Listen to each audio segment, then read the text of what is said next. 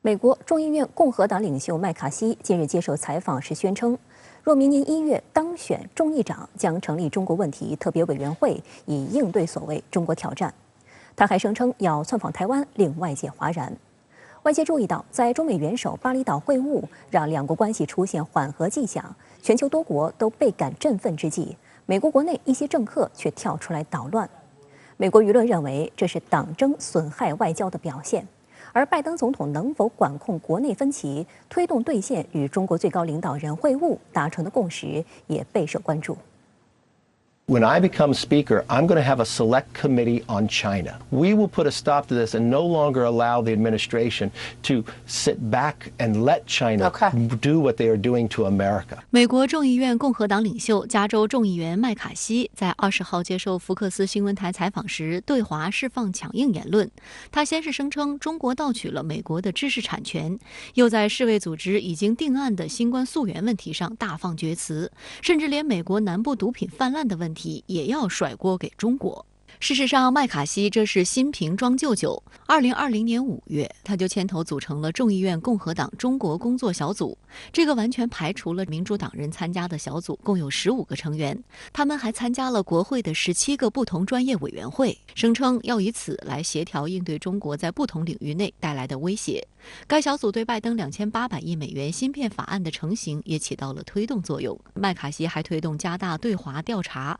但在拜登宣誓就职后不久，民主党选择了退出。美国国会山报报道称，麦卡锡一贯推动以成立院内机构来应对中国，只不过在共和党赢得众议院控制权后，他的胃口更大了，欲将工作小组升级为特别委员会。有美媒分析称，这实际是一种自我扩权的表现。麦卡锡这番表态并无新意，那实际上早在这2020年，当时这个麦卡锡就打算成立一个两党一致的中国问题的这个委员会，但是由于呢这个佩洛西以及民主党人的不配合，这个事情呢不了了之。那现在这个共和党他赢得了众议院，那麦卡锡又把2年前的这样一个计划又重新抛出来，说白了他就是想借此来炒作中国，来捞取政治资本。值得警惕的是，麦卡锡指定众议院外交事务委员会首席议员麦考尔担任小组主席，两人臭味相投。麦考尔还是所谓台湾政策法案的推动者，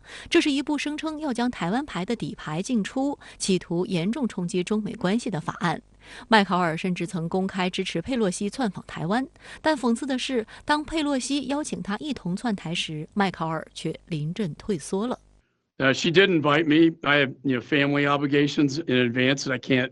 family first. But I support, her right to go. 香港南华早报认为，近年来对华强硬已成为华盛顿为数不多的两党共识之一，台湾牌更已成为美国一众政客捞取政治资本的捷径。美国舆论认为，共和党对华不断示强，实际上是眼红拜登此次亚洲之行改善了中美关系，因此以逆反心理来阻碍拜登执政团队落实中美元首会晤的精神。美国总统国家安全事务助理沙利文表示，民主党在中期选举中的意外良好表现，让拜登外访期间心情大好，顺风顺水。1周后，拜登返回华盛顿，中期选举结果基本尘埃落定，两党分别控制国会2院，而且席位差距并不大。这预示着拜登虽然没有完全跛脚，但美国的两党内斗将体现在拜登内政外交的方方面面。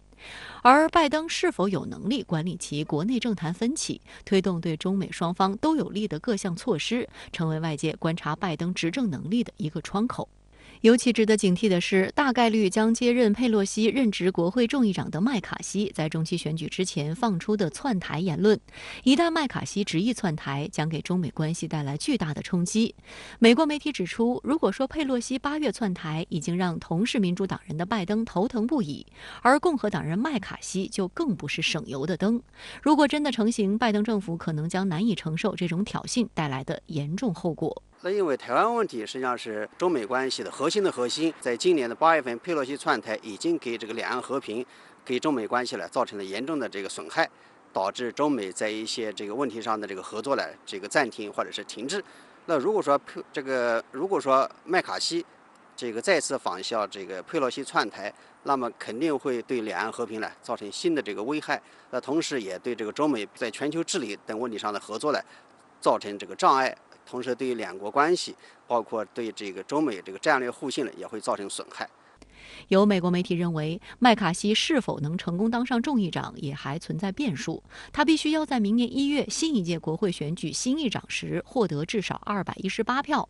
此前特朗普助选时风光无限，但结果却显示他站台的候选人大部分人都落选。有观察指出，特朗普变为选举毒药的原因是美国人厌倦了过度意识形态化的政治争拗。毕竟说的再好听，也没有办法解决经济问题。这也给共和党人提了个醒：脱钩锻炼和意识形态斗争的民粹主义，极有可能已经正被美国人渐渐地抛弃。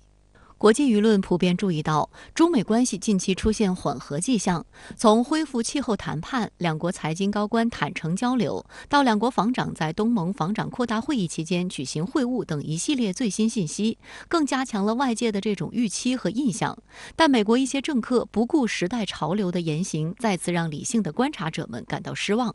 拜登已经对中方做出了5不4无益的承诺，但他能否给内政加装护栏，给企图毒化中美关系的美国政客画出红线，还有待观察。